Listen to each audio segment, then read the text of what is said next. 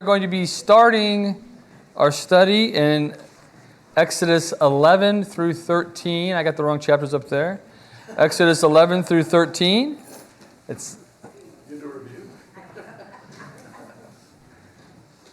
I hope that that's the right one. Exodus 11 through 13 is what we're covering. So what I said today.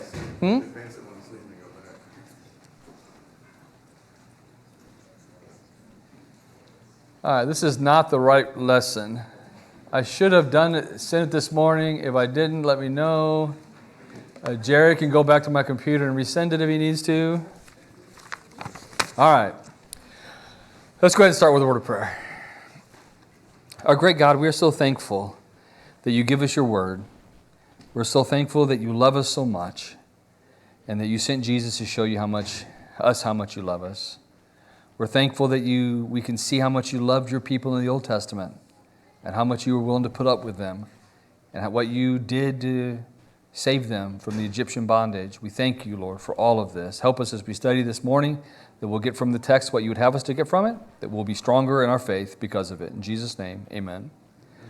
All right, so go ahead and you can turn to... All right, there we go. The passages here. The first question there I gave you several passages to read. Hopefully you had a chance to read those ahead of time. And I did this because we're sort of pulling out of the story for a few minutes and seeing some overarching things that help us understand the story better. Then we'll come back in and look at the Exodus. So I'm going to read several passages with you pretty quickly. So turn to Genesis chapter 12. This is a passage that most of us are familiar with. This is where God makes the promise to Abraham for the first time. Genesis chapter 12, verses 1 through 3 says this. Now the Lord said to Abram, get out of your country, from your family, and from your father's house, to a land that I will show you. I will make you a great nation. I will bless you and make your name great, and you shall be a blessing. I will bless those who bless you, and I will curse him who curses you, and in you all the families of the earth shall be blessed. I want you to focus in on the part of the promise that says, I will bless those who bless you, and I will curse those who curse you. And that continued to go down to his descendants. Now turn to chapter 41. Chapter 41. This is after Joseph has been brought out of prison. He's been brought before Pharaoh. Pharaoh's told him what the dreams are. He's interpreted these dreams. Now he's giving him the application of the interpretation. Joseph is. So Genesis 41 and verse 33 says this. Now therefore let Pharaoh select a discerning and wise man and set him over the land of Egypt. Let Pharaoh do this and let him appoint officers over the land to collect 1/5 of the produce of the land of Egypt in the 7 plentiful years. And let them gather all the food of those good years that are coming, and store up grain under the authority of Pharaoh, and let them keep food in the cities. Then that food shall be as a reserve for the land for the 7 years of famine, which shall be in the land of Egypt, that the land may not perish during the famine. So the advice was good in the eyes of Pharaoh, and his eyes, the eyes of all of his servants. And Pharaoh said to his servants, can we find such a one as this, a man in whom is the Spirit of God? Then Pharaoh said to Joseph, inasmuch as God has shown you all this, there is no one as discerning and as wise as you. Now remember, if you go back and read the whole thing that I gave you to read, when Pharaoh asked Joseph to interpret the dream, what did Joseph say? He goes, will you interpret the dream for me? What was Joseph's response? I won't interpret it. I can't interpret it.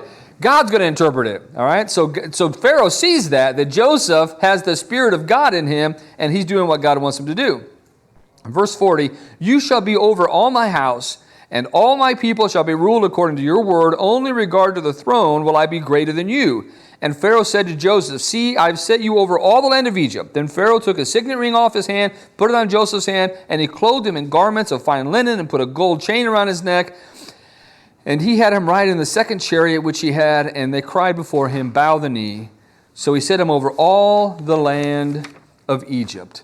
Pharaoh also said to Joseph, I am Pharaoh, and without your consent no man may lift his hand or his foot in the land of Egypt. All right, so Pharaoh recognizes Joseph is from God. He starts giving him all this power and authority. And in Genesis 25, in verse 5, he reveals himself to his brothers. Remember what he says there? Don't be upset with yourself. It wasn't you that sent me here. It was God that sent me here. So we're talking about he understood that God sent me here for a reason. And if you go down to chapter 47, verses 20 through 26, I find this also very interesting. If you note that basically Joseph is recounting to the Egyptians the contract that he made between Pharaoh and them. He goes, remember, you sold me all your animals, you sold me all your land, you sold yourself into slavery, and then Pharaoh has given you seed, you go plant, and Pharaoh's going to have 20% of that. Look at verse 25. This is maybe something that I've skipped over. I don't know if you have or not. So they hear all this, and you would think they'd be like, man, that wasn't a very good negotiation. You really took us for all you could, didn't you? You gave it to them. This is a ripoff for us. Now we're really Pharaoh's slaves, and he gets all this. Verse 25, so they said, you have saved our lives. Let us find favor in the sight of my Lord, and we will be Pharaoh's servants. And Joseph made the law over the land of Egypt to this day that Pharaoh would have 1/5, except for the land of the priest, which did not become Pharaoh's. So look at the response. You saved our life. We don't really care what it cost us. You did us good in this negotiation, and we're thankful for that. Now, if you get to Exodus chapter 1 and verse 9, there arose a king who knew not Joseph. And you get to Exodus 10, 14 through 15, this description really tells us what the land looked like in the rearview mirror as the children of Israel left. Chapter 10 and verse 14 says this, and the locusts went up over all the land of Egypt and rested on all the territory of Egypt, and they were severe. Previously there had not been locusts like that anywhere else. Verse 15, for they covered the face of the whole earth, so the land was darkened, and they ate every herb of the land and of all the fruit of the trees which the hail had left. So there remained nothing green on the trees or on the plants of the field throughout all the land of Egypt. Could you imagine the devastation? Can you imagine if we walked out of here, the building today, and we saw nothing green? There were no flowers, no leaves, no grass. It was all destroyed. I mean, that's devastation, right? To a level that we can't even begin to imagine. But look at chapter 11, verse 13. And the Lord gave the people favor in the sight of the Egyptians. Moreover, the man Moses was very great in the land of Egypt, in the sight of Pharaoh's servant, and in the sight of the people. And then chapter 13 and verse 8. Exodus 13 and verse 8. And Moses took the bones of Joseph with him, for he had placed the children of Israel under solemn oath, saying, God will surely visit you, and you shall carry up my bones from here with you. All right, so the question number one is, after reading all these passages, let's talk a little bit about the impact that Joseph and Moses had on Egypt and God's providence throughout this entire ordeal. All right, what you got?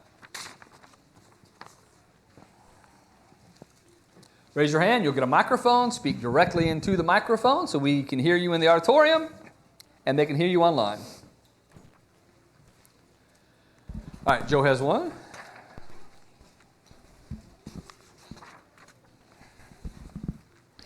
Well, I mean, Susan and I sort of went through it, and we did it by, by the information that you gave us. But going all the way back to Genesis, I mean, he set them up to be the great nation that was promised, and that was, I mean, they grew. I mean, when they left, there was 600,000 men or something like that. Mm-hmm. So I think that's how he had an impact of fulfilling what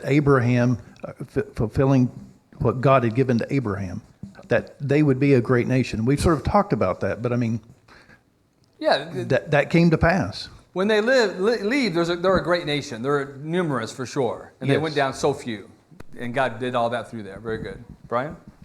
Yeah, it's a really good demonstration of how God is responsible for the rise and fall of nations. I mean, Egypt would have been toast in that worldwide famine if not for Joseph. Absolutely.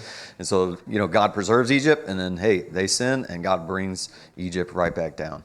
Yeah, so God was in control the whole time, right? And he was fulfilling that promise to Abraham. I'm going to bless those who bless you, and I'm going to curse those who curse you. It's a two-sided promise. If you notice, most of God's promises are that way. So if you obey me and do what I say, good things are going to happen. And if you don't obey me and don't do what I say, bad things are going to happen. And God keeps that either way. So Joseph was one who Pharaoh blessed. And what was the result? Pharaoh ended up owning almost everything in all of Egypt. He was blessed because he blessed Joseph. The Pharaoh of the Exodus did not bless Joseph and God's people, right? Did not bless Moses and God's people. And what was the result for him? What did he lose? Everything, including his firstborn son. So God kept that promise. You think when he went outside after midnight, when the firstborn died and the light came up, and he saw his land and there's not a single green thing anywhere? Yeah, God did keep that promise to Abraham. And that's the thing. God's in control no matter if people bless God's people or if people curse God's people. Right? It doesn't matter. God's still in control and God's still going to fulfill those promises. Herb? It's basically just what you were saying. That is, the first Pharaoh that listened to Joseph, everybody was blessed. They listened to him. I don't know how much he believed that Joseph was, God's man, but you implied it yourself that he seemed to think that, and he accepted it. And what a blessing it was.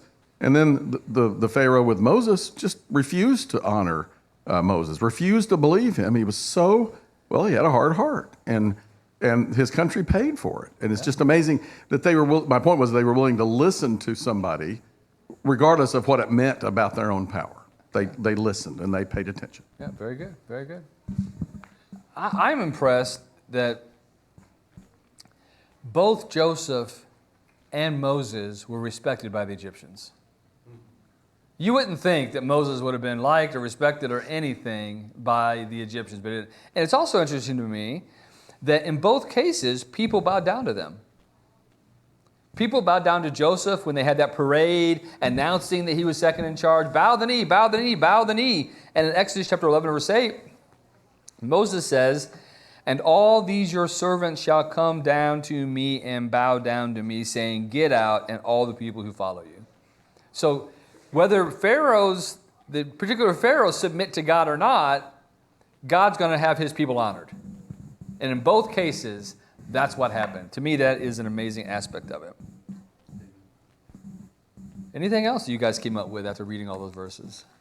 Anything stand out to you? I think these overarching verses are important to see how the story flows. And we don't just look at one story in isolation from the other stories. We will not see God's power as clearly as if we see the whole thing together. Yeah, I also think this is funny or interesting.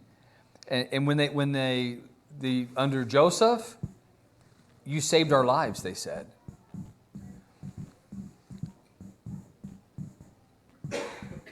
And after the 10th plague in Exodus 12, verse 33, and the Egyptians urged the people that they might send them out of the land in haste, for they said, we shall all be dead. All right, so in Joseph, they're saying, you saved our life. For Moses, they're saying, we're all going to die if you don't get out of here. So it still shows that God is in control of all this, and his plan is going to come about no matter how the people react. Randy? Yeah, it's too bad they didn't study their history, and he didn't know about the Pharaoh that was with Joseph, because he would have realized he would have never been a Pharaoh had it not been for that. And it helps me remember, and I try to remind myself daily, I wouldn't be anything had not things happened before, like being introduced to the gospel, for example. I wouldn't have any salvation. I wouldn't have food if God hadn't created a wonderful environment where food can reproduce. And there's just so many things I need to remind myself that were it not for God, I wouldn't be here. If I were here, I'd be pretty miserable with no hope. Good point. Very good point. And I think that's a good reminder for all of us. We owe God everything. Right? We owe God everything. We do nothing on our own. No matter how smart we are, we're not that smart. No matter how hard we work, we don't work that hard. God gives us what we need, and we need to have total reliance upon him. All right, Joe? When another observation was when Jacob and the family came in, Pharaoh and I guess maybe Joseph gave them a lot of stuff, sent them a lot of stuff and brought them in and gave them a good land, land and stuff. But the stuff that they gave them, I I thought that was interesting because that was with Joseph. And when Moses was taking them out, they were just giving them all, Yeah, once absolutely. again, all the silver, all the gold. Here, you guys got to get out of here. And it just, you were talking about overarching. I mean, God will provide. God gave them riches that they didn't have to work for if they would do what God said. Yeah, I think that's a good point. I've been thinking a little bit about this lately, about multi-generational wealth planning and all that. The Bible does say if you leave money for your children and grandchildren, that's a good thing. But you follow the money in Abraham. Where did it pretty much all end? Abraham's wealth sort of ended in Egypt, and God gave him more while he was in Egypt. If you follow David's wealth, you don't have to go too many generations before you find out David's wealth was sort of squandered by his relatives as well. And it was God that gives the wealth. So I think focusing too much on multi-generational wealth puts too much focus on the people giving it, people doing it, setting it up instead of God. Sometimes God wants you to know you're dependent upon me, not your great-great-great-great-grandfather who gave you all these things. I'm giving you all these things. So sometimes God does things to wipe the slate clean, to stop the well and say, now, trust me. All right, that's what I want you to do. Quit trusting all the other stuff. Trust me. That's the whole point. All right, we got a couple more. Larry? Yeah, Dwayne, I liked your application about blessing those who bless you and cursing those who curse you. This is, we could look at it as an early example of political establishments or nations that listen to God's word and those who don't. The political establishment in Joseph's time listened to and reaped the benefits of it. Of course, in Moses' time, they didn't want to hear the words of God and his instructions, and we see what happened to them. And is there any application today, and will there be application of that principle in 100 years if the world still stands? Yeah, listen to God. That's where the application needs to be made. All right. Herb also has something. Well, go ahead. Phil, you're up. When I think of providence, I've had to learn over time that providence has a much bigger picture and a lens to it than I want to give it. God's providence includes not only his goodness to provide for us, but he does so in the context of sometimes using suffering and pain for that. And we have a tendency to be one-dimensional with God and look at the sweet side and not see the bitter side of it. That should prick our hearts and make us be thankful for the good that he does give us. So there's a balance there. We got to learn to appreciate both. Yeah, good point. Very good point. Herb? This is really what I was trying to say the first time. But he used his promise that you read to Abraham back in Genesis. He used the country of Egypt to save his people who were going to become a great nation. And so he brought them to Egypt, and in a strange nation at the time, and saved them. And then he had to take them out of Egypt to save them because it was no longer a hospitable place. They weren't willing to help. So he birthed them. They were birthed basically in Egypt, and then he took them out so that they could then become the great nation. So he used Egypt in a way that accomplished his promise without them realizing that they were doing that. Very good, very good. To me, the symbolism of Moses carrying Joseph's bones out of Egypt together, it sort of links these two guys together as the two major leaders. One Pharaoh listened to Joseph, the other Pharaoh did not listen to Moses. They're leaving together to go to the land that God promised them. So all the things Pharaohs didn't matter. God's in control. Amen.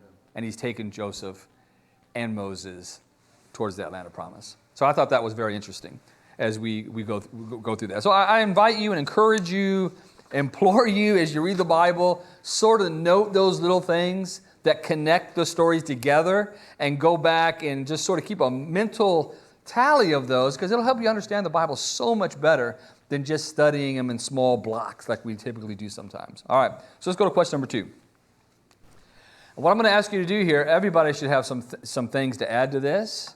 You don't have to, but what I'm going to ask you to do is raise your hand and give us 2 or 3, because there's a whole bunch of them here. I don't want somebody to take their list and have the microphone for 15 minutes, reading down their list of all the things of the Passover. So just give us 2 or 3, and then we'll let the next person give a couple, and we'll see if we can get them all together. So summarize the Passover instructions and their importance to the first participants. Let's just summarize the instructions first. What do you have? All right, Herb has up here. Somebody else raise your hand too.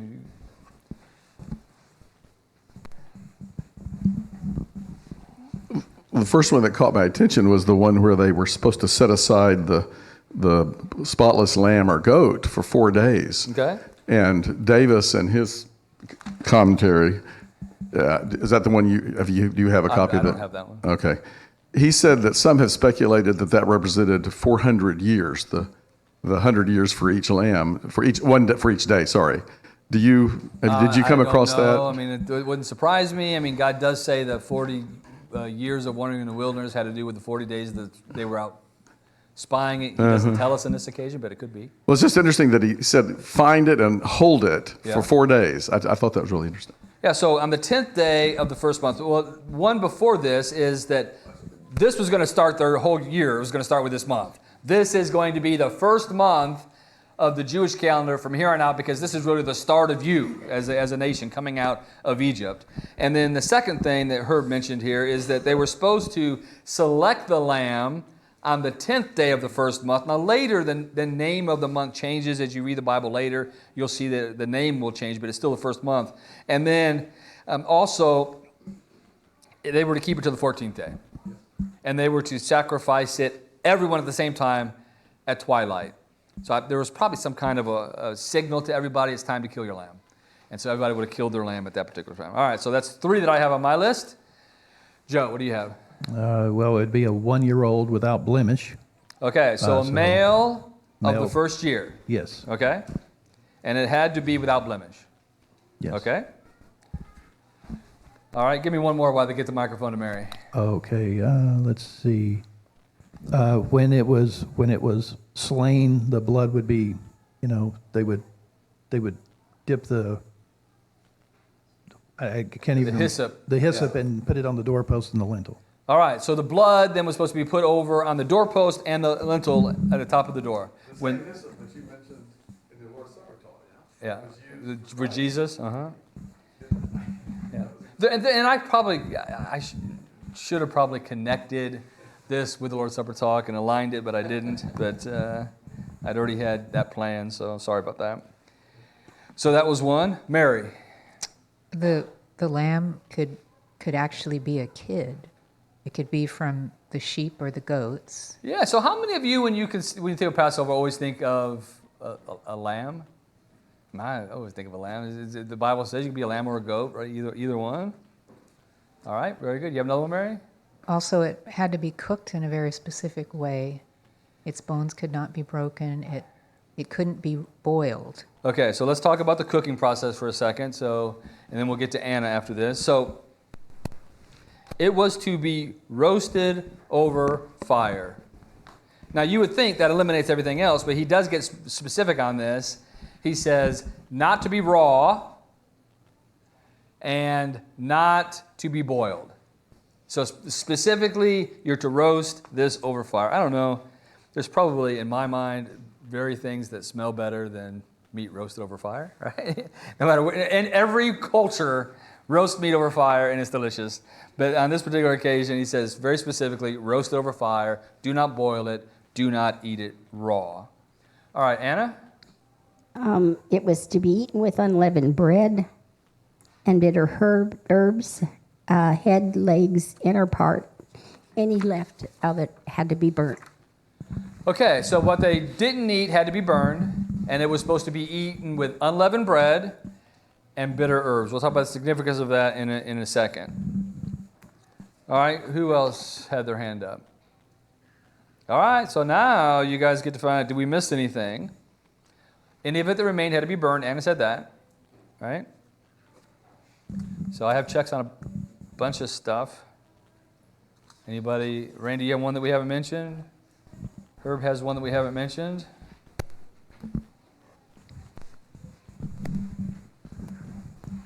All right, Randy? Yeah, could you elaborate on the having to cook it with the internal organs in it and such? Is there a purpose to that? You said don't know. it had to be cooked with the head and the Everything was cooked. in. Everything was cooked. They had to eat it all. What was not eaten had to be burned in the morning. So as far as the specifics of eating all of it, I don't. Does anybody have a comment why you would? Would have to that be so that nothing was raw, accidentally? Maybe. Anybody? You have to blemish it, right? If you cut it open. Oh. Okay. Okay. All right. Good. Thank you, Brian. All right. We have Herb, and then we have. He is so clear so many times in our 3 chapters that he says this day will be a memorial day and keep it as a feast to the Lord forever, and that the firstborn will be dedicated to the Lord because of this day. All right. There's a lot of teaching that goes on in this day. That's supposed to be for the generations to come, right? A lot of this was done. Remember, chapter 5 and verse 2 says what? What does Pharaoh say? And what is all this saying? And I told you to be very careful who he is, but it's all to different audiences, right? One particular event might be for multiple audiences, but some events were really dedicated to a particular audience. Some of these events were dedicated to the children of Israel's future generations. The Passover, the Feast of Unleavened Bread, the firstborn being given, all were to be a perpetual memorial so that everybody remembers what is taking place today. All right, Matt? He talks about how you have to wear your belt and your sandals, All right. your staff, and to eat it in haste. You're ready to go. And I hadn't thought about what Brian said about the blemish. That's a good point. I was thinking about the whole animal as far as that expediency. It maybe takes longer to butcher it and clean it out. That was my thought of maybe why. Okay. This is all about like you're ready to go. Yeah, But Brian's point's a good point. There's haste involved in this, right? Eat it with your belt on, your sandals on your feet, your staff in your hand. We've talked about this multiple times. How fast do things change in people's lives in the Bible? I mean, and it's going from one to the other. I mean, things could be terrible, and next thing you know, things are awesome. I mean, it's like amazing. Things could be great. Next thing you know, things are awful. And so they were about to see something amazing here, and it was going to happen like that, and they need to be ready for it. And they need to be ready to flee. So that's another one that we have there. Eat it in haste and have everything ready. Who else has a microphone? All right. Bonnie first, and then Larry. A stranger could also eat of it, but they had to be circumcised before they could. Yeah, so a stranger could eat, but they had to be circumcised, which we might find that when they enter the promised land a second time. We noted that they had to be circumcised when they go to the promised land, when Joshua takes them in. There's debate on this. I tend to think they were not keeping the Passover during that entire time, and when they got into the land of Canaan, they started keeping it again. And that's part of the reason why the circumcision had to take place before they could eat the Passover. Multiple times the Passover is discussed. It says they had to all be circumcised. If they've neglected it for a long time, there's a lot they have to do. All right, Larry? Yeah, several verses further, we see where we learn they were not to break a bone of it, right? And how that might relate to prophecy of the Lord being the Passover lamb and none of his bones being broken. Absolutely, yeah. That was a prophecy that applied to Jesus, that none of his bones were broken. Instead of going out, usually how they did it is they would break the legs so they couldn't push themselves up on the cross and get the breast, so they would suffocate. When they go to Pilate, the Jews say, hey, start breaking some legs here because they went them down because we got a feast, a holy day we're going to celebrate. And then when it comes to Jesus, he's already dead, and that's why they pierced his side to make sure, and that his bones were not broken. So he was definitely, that's an application. All right, anybody else have a microphone? So here's a couple other things I have. You couldn't leave the house. So yeah, you had to leave the house in the morning. You couldn't leave the house in the morning, and that's not that uncommon in some things that happen. So you had to stay in the house, receive everything. What happens if you had a small family? Yeah, and it said share it to the person next to you. And so you figure out how big the lamb is, how many people it takes to eat it. So there was this possibility of sharing the lamb if need be. Now, there's a couple of verses I want to go to. Let's look at 12 and verse 12.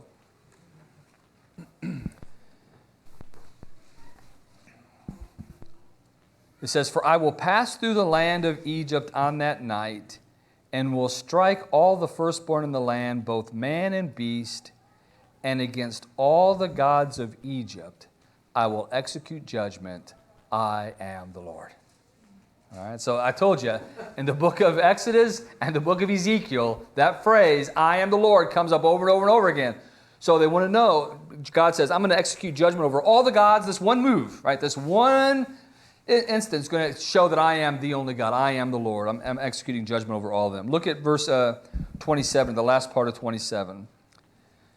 This is a rare moment here, and I think we need to note it as it comes along. It says, "So the people bowed their heads and worshipped. Then the children of Israel went away and did so, just as the Lord had commanded Moses and Aaron, so they did." So we got a good moment here where they worship and do this as things go in. All right. So let's go back and the second part of this question. I mean, how important would all of this have been? Or as I'm reading this, how important should all of this have been to the people of the first that were the first to go through all of this? Joe?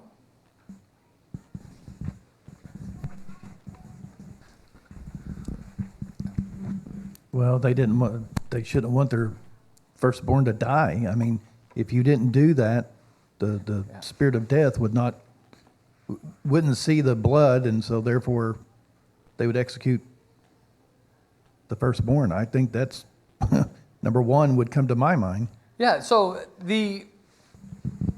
let me ask you this. There's some debate on this. I think they're talking firstborn male on this occasion. There's so many other things where the male is specifically mentioned. The firstborn is if the male breaks the womb, he is to be given to the Lord. How many of you are the firstborn male in your family? Okay. Matt, how anxious would you have been that night to make sure the blood was applied everywhere and in every single angle?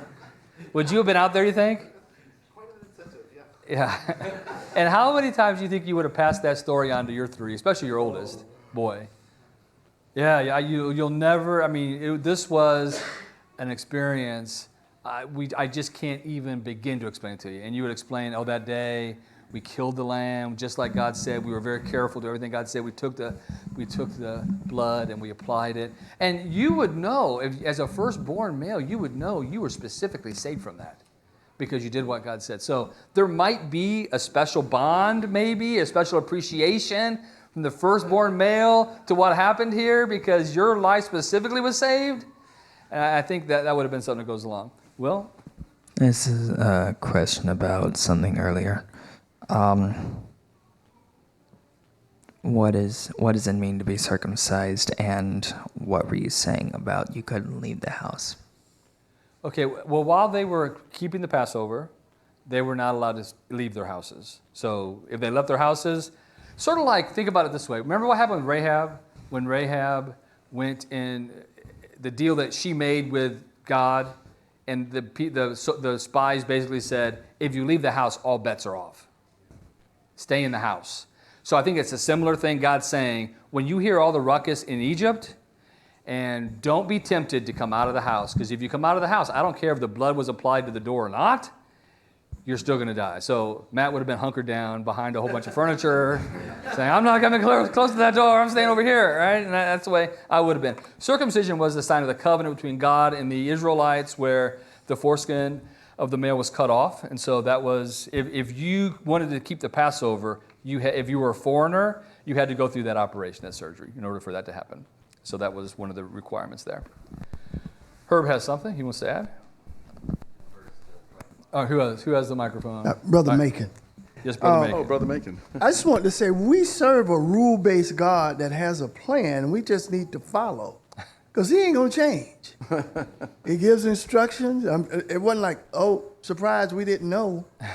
So I mean, He really implements what He tells us He wants us to do.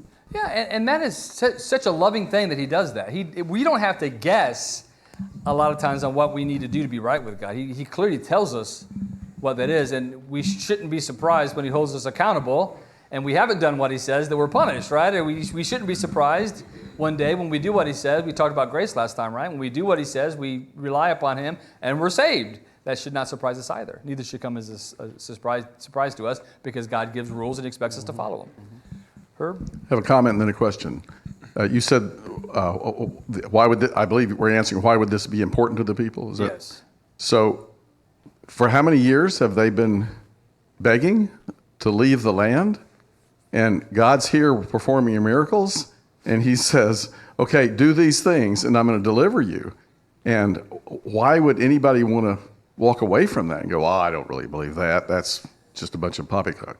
Yeah. So wouldn't that have been hopefully the attitude of the people? I think? Absolutely. And one thing that as I was reading all this and going over this, I said, wonder if somebody's going to say the answer to the question is the importance to the first participants.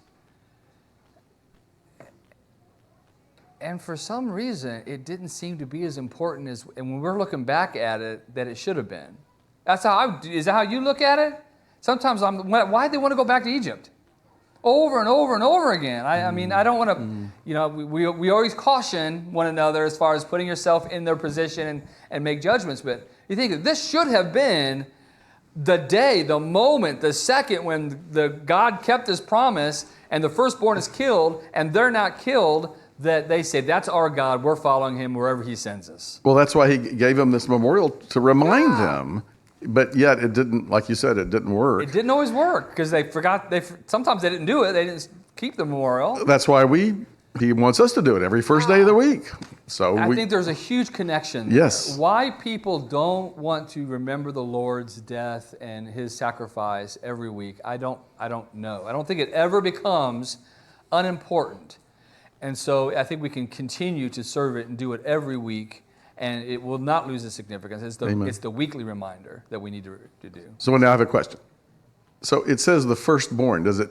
It never really says the male. It doesn't on. So if the firstborn is a female, then does the firstborn male then count, or what?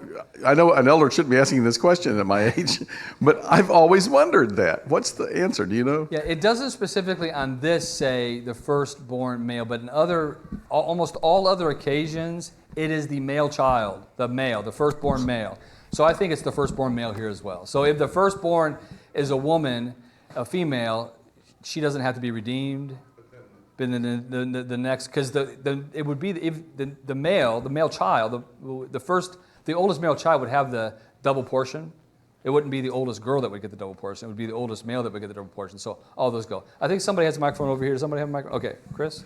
Yeah, I'm not 100% sure I'm getting this right, but when I was reading, I believe in chapter 12 was when God gave the instructions on not eating leavened bread for, I think, 7 days. Yeah. And then in chapter 13, they describe the actual Exodus when they were leaving, and they didn't have time to leaven their bread to take with them, so they had to eat unleavened bread. So I'm not sure if Exodus was written chronologically, but it made me curious if God gave those instructions, and then the relevance of it became significant later when they realized they actually couldn't have leavened bread during the Exodus. Yeah, there's two feasts here, basically. There's the Passover, which is a one-day feast. That's to commemorate the day that they actually left. And then there is a 7-day feast of unleavened bread, which starts the very next day.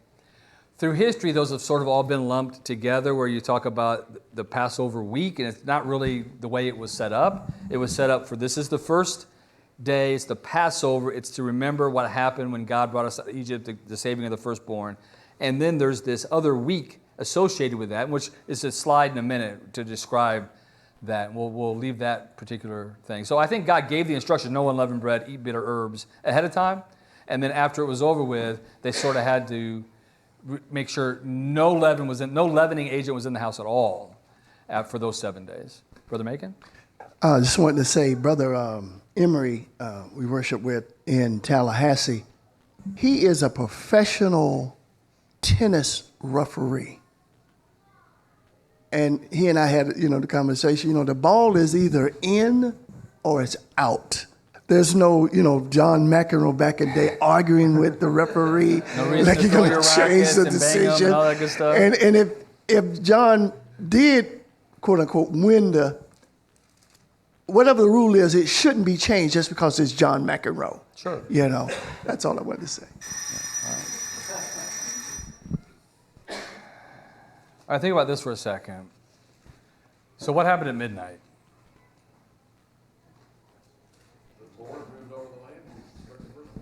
Of how many houses? Every house of the Egyptians had someone died. And God makes this specific, no matter how rich you were, Pharaoh, how powerful you were, to the worst, the lowest position in the jail, grinding the flour, whatever, that person also had someone die. In Israel, how many people died? None. God is making a huge point here, right? He tells them ahead of time, I'm going to show you there's a distinction between my people and the Egyptians, between me being the God of the Israelites and all of your gods. That's what he said, right? I'm going to war with all your gods tonight, and I'm going to show you who is the only God that is there. All right, anything else on question number 2? All right, we got a couple more. We got Larry and we got Joe. I guess we'll end with question number 2 and have 7 questions for Wednesday. Yeah, just an application we can make. Our God is a great God, and he's looking far ahead. The instruction was to put the blood on the doorpost and the lintel. And we don't deal in real raw blood these days. The application is that Christ's blood on the first day of the week is on the doorpost and the lintel of our hearts and our minds and our souls. So it's applied. And Scripture teaches us that he is our Passover. So the doorpost and lintel it's a structural thing. Looking at construction, that's what's carrying the load. That's what holds it together. And that's where his blood is today. It's on the doorpost and the lintel of our hearts and minds. It's applied to our heart, and we're forgiven because of that. And that's why the Lord's Supper time is so valuable to us as Christians, to remember that every week. Joe? Yeah, to tag on to what you just stated, I think it's a bit broader than just the people of Israel. He certainly is a God of Israel. But if an Israelite had not put that on the blood on the doorposts and stuff, their sons would have died. Yeah, absolutely. So it's a God that he's showing I'm the God of the people that will listen and do what I say. Very good. And I think it's pretty much in this case that's what the Israelites did and the Egyptians didn't. But if the Egyptians had, I don't know this, but I would say that they would have been, if they had done everything. If they had known and had done, maybe God would have overlooked that. Yeah, I'm not sure, but I'm just saying you obey them. So. As Brother Macon pointed out, that you had to obey God. You have to obey God, right? So if you think about this. I was thinking about this as we were going over this. What would have happened if you would have just done one of the doorposts? Why would you do that? Nobody there that night thought, you know what? God said both doorposts and the lintel. I'm just not sure if that makes a lot of sense. We'll just do one doorpost. That should satisfy God. You just don't do that, right? That doesn't make any sense. Terry? I've been trying to wrap my head around these plagues. The first couple, they seem to have affected the Israelites, but they didn't seem like they were that bad. When the bad plague started, the Israelites were excluded. Mm-hmm. The Egyptians were the ones who suffered. And then with this last plague, it seems like the Israelites were affected, but God gave them a way to not be affected, through obedience. And the only way that I can make any sense of this is God has said in verse 12, he says, I am the Lord. And I think what's going on here, and correct me if I'm wrong, in this instance, by the Israelites placing blood on the lintel and on the doorposts, they're saying Yahweh is the Lord. They're telling the Egyptians that. And I think that's how God is being glorified here. That's the only thing that makes any sense to me. Yeah, and I think you're right about the progression. Starts out mild, the Israelites, and then you get to the point your firstborn died. There just can't be anything worse than. We talked about that, right? We said, how many of you guys would suffer with flies for a couple weeks to save you the life of your firstborn son, right? How many of you would suffer with gnats or lice? You would do all of that. This is the one.